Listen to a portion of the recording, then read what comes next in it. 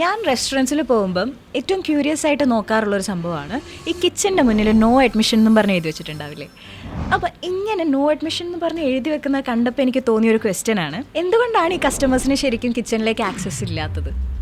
Kitchen എന്ന് പറയുന്ന ഒരു വർക്ക് സ്പേസ് ആണ്. ഇപ്പോൾ പല ജോലികളെടുത്താലും പല വർക്ക് സ്പേസ് ഉണ്ട്.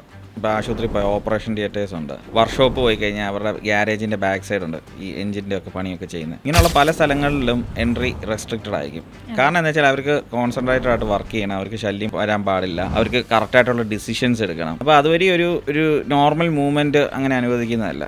പക്ഷേ ചില കിച്ചൺസിലൊക്കെ കിച്ചൺ ടൂറൊക്കെ പ്രൊവൈഡ് ചെയ്യുന്നുണ്ട്. ഈ കയറുന്ന ആളുടെ സേഫ്റ്റിയും പിന്നെ ഫുഡ് സേഫ്റ്റിയും ഒക്കെ മാനിച്ച് ഹെഡ് ക്യാപ്പും പിന്നെ ഗ്ലൗസും ഇതൊക്കെ ഇട്ട് അങ്ങനെ കയറ്റി അല്ല സൂപ്പർവിഷനോടൊക്കെ കയറ്റി അങ്ങനെ കാണിക്കാറുണ്ട്. നോ അഡ്മിഷൻ എന്നുള്ളത് ഒരു റോങ് അല്ല, അത് ആണ് അതിൻ്റെ റൈറ്റ്. കാരണം ഹസാഡസ് നേച്ചറുള്ള ഒരു എൻവയോൺമെൻറ്റിലോട്ടാണ് ആൾ കയറുന്നത്. അപ്പോൾ അവർക്ക് അപകടം കിട്ടാതിരിക്കാനും അവരുടെ ഫുഡ് കൂടുതൽ സേഫായിട്ട് വെക്കാനും വേറെ കണ്ടാമിനൻസിൻ്റെ എൻട്രി വരാതൊക്കെ ഇരിക്കാൻ വേണ്ടിയാണ് ചെയ്യുന്നത്.